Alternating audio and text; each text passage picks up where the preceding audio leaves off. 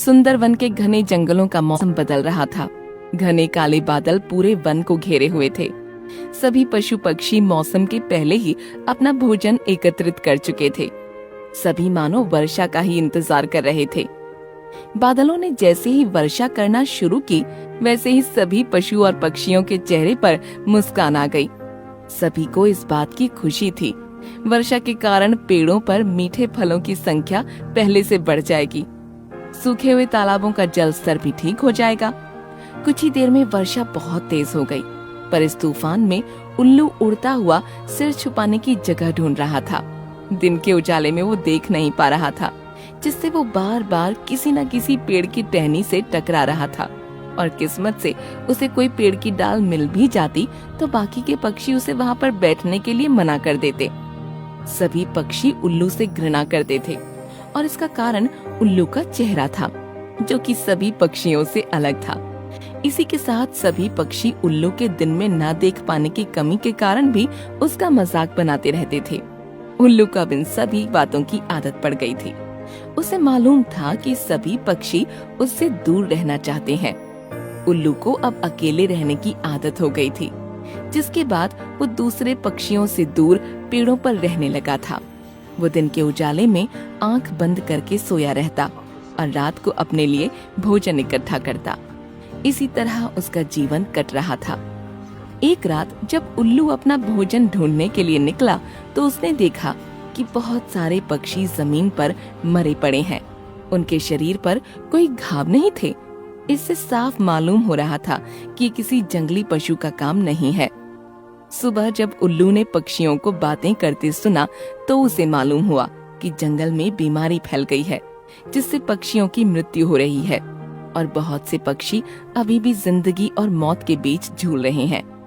सभी पक्षियों ने इस बीमारी को देखते हुए रात में ही आपातकालीन बैठक बुलाई। सभी पक्षी पेड़ों पर इकट्ठा हो गए। उल्लू भी सभी पक्षियों से थोड़ा दूर आकर बैठ गया।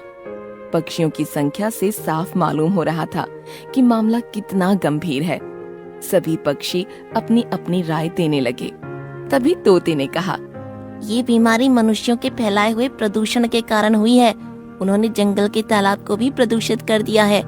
हो ना हो हमारे बीच फैली बीमारी का कारण यही है, पर हमें जल्द से जल्द इस बीमारी का इलाज करना होगा। हमारे पास ज्यादा समय नहीं है, वरना हमारे बीमार पक्षी मित्रों को अपनी जान से हाथ धोना पड़ेगा। तभी वहाँ बैठी कोयल ने कहा, मुझे एक फल के बारे में पता है, जिसके स्वाद लेने भर से ही वो शरीर में होने वाली गंभीर से गंभीर बीमारी को रोक देता है और पक्षियों को पुनः स्वस्थ कर देता है। तो कोयल बहन, हमें इस फल का जल्दी से पता बताओ, हमें देर नहीं करनी चाहिए। तोता भैया, उस फल का पता जानकर भी कोई लाभ नहीं होने वाला। वो पहाड़ के दूसरे छोर पर गुफाओं में उगते हैं और वहाँ बहुत घनी झाड़ियाँ हैं। हम लोग इस रात के अंधेरे में वहाँ के मार्ग को देखने में असमर्थ हैं, और यदि हमने सुबह तक इंतजार किया तो बहुत देर हो जाएगी। लगता है हमें अपने पक्षी भाइयों को अपनी आंखों के सामने ही मरते हुए देखना पड़ेगा। उल्लू ये सब बातें सुन रहा था। ये सुनते ही वो पक्षियों के बीच आया और कहने लगा, आप लोग चिंता ना करें, मैं मेरे पक्षी मित्रों को कुछ नहीं होने दूंगा। भगवान ने मुझे घने से घने अंधेरे में देखने की शक्ति दी है। मैं सभी के लिए वो फल लेकर आऊंगा। पर उल्लू भैया, सिर्फ एक फल इतने पक्षियों के लिए पर्याप्त नहीं होगा। हमें बहुत से फलों की आवश्यकता होगी। तो आप लोग भी मेरे साथ चल सकते हैं। हम लोग एक दूसरे की पूंछ पकड़कर उड़ान भरेंगे और सबसे आगे मैं आपका मार्गदर्शन करूंगा। और सभी उल्लू की बात से सहमति जताते हुए लक्ष्य की ओर बढ़ गए। उल्लू उन्हें जंगली कंटीली पेड़ों की डालियों के बीच से होता हुआ पेड़ तक ले गया।